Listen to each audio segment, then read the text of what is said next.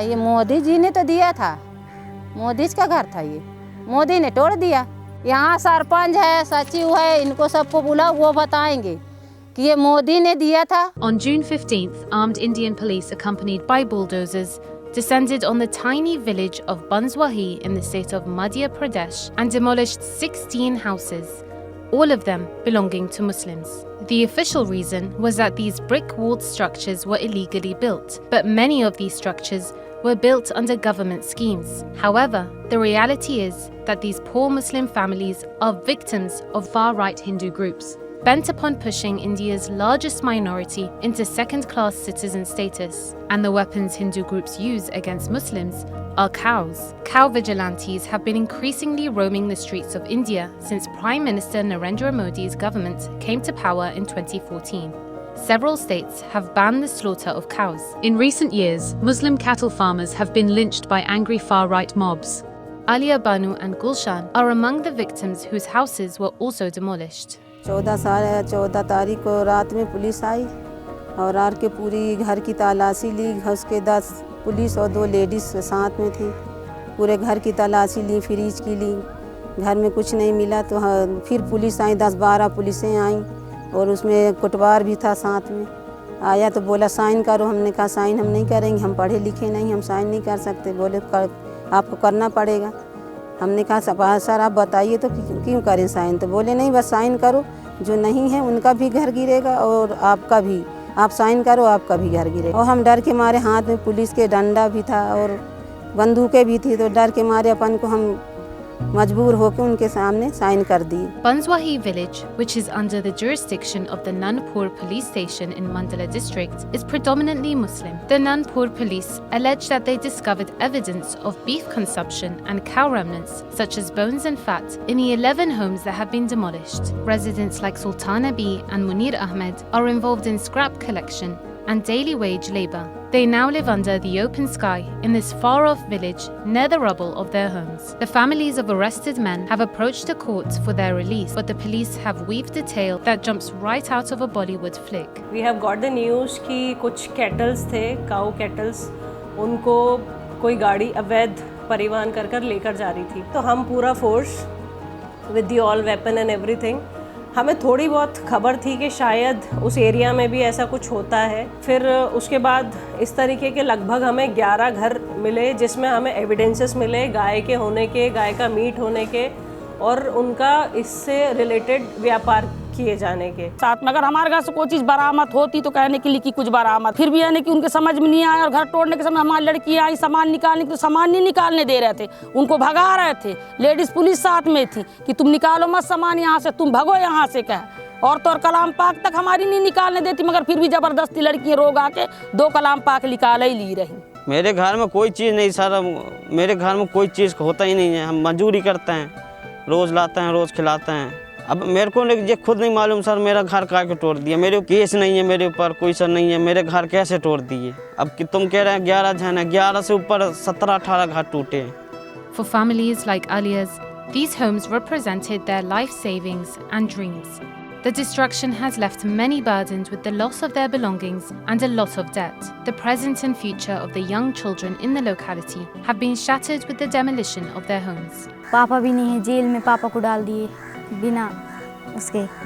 किताब कॉपी सब दब गई हैं, पूरी दुनिया हमारी जड़ गई है, पूरा घर सब तोड़ डाले हैं। अब पढ़ने लिखने की व्यवस्था भी कर रहे थे, वो काफ़ी पुस्तक सब दब गए थे तो नहीं लिए थे, दूसरे से पैसा लेके तो अभी चुका रहे हैं।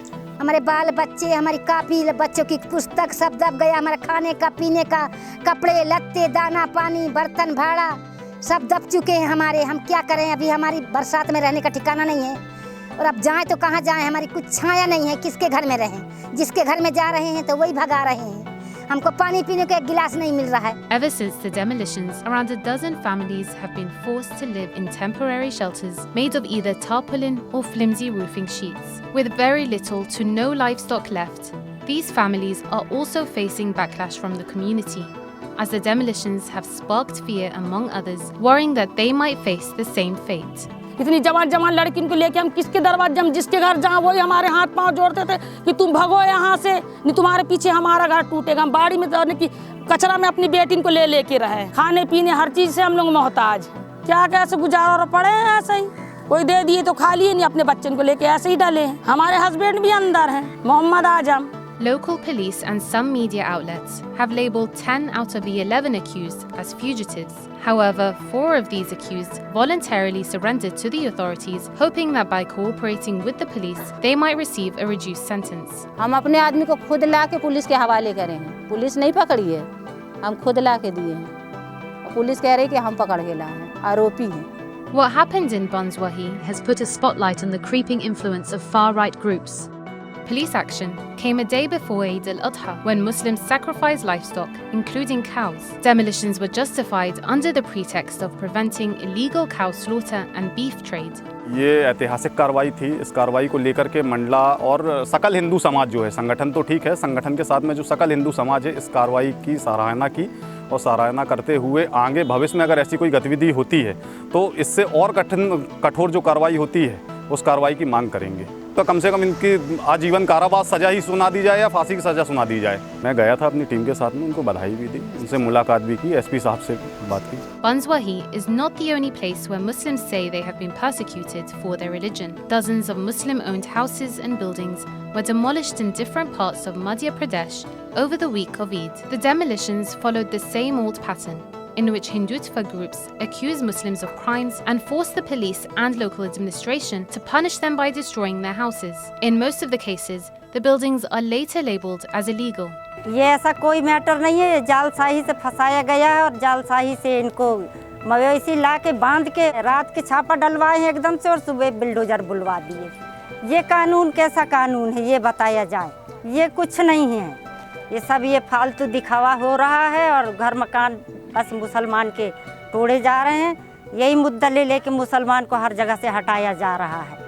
Anti-cow slaughter laws don't have any provision to demolish the house of an accused. Police use obscure excuses, including allegations that homes have been built illegally, to raise them. But Banzwahi residents say their homes cannot be built on illegal land without permission, since Prime Minister Modi's government paid for them as part of a program to help the poor. Amid the turmoil in Mandala district, some tribal leaders are stepping forward to address the injustice faced by the 11 families whose homes were demolished. These tribal leaders are making it clear that they oppose the anti-Muslim sentiment and unfair administrative treatment growing in the region. यहाँ की जो राजनीतिक व्यवस्था है, यह राजनीतिक व्यवस्था सिर्फ एक धर्म पे राजनीति करने वाले जो यहाँ के सत्तासीन लोग हैं, उनको ऐसा नहीं करना चाहिए। जिस प्रकार से एक मुसलमान को गिराते हुए दिखाना, एक हिंदुत्ववाद को बढ़ाते हुए दिखाना, एक ऐसी प्रकार की यहाँ पे दोनों कौमों में ऐसी वायलेंस फैलाने का काम करना, ये सत्तासीन लोग कर रहे हैं। These demolitions, carried out under the guise of legality, revealed the deepening grip of far-right groups across India. For the Muslim families of Banzwahi and others like them across India, the wreckage of their homes symbolizes not just physical loss, but the erasure of identity, security, and dignity. In the name of protecting cows, an entire community's future has been buried under the rubble. As these families struggle to rebuild their lives, the question remains: what justice can there be when the law itself is wielded as a weapon of oppression against Muslims?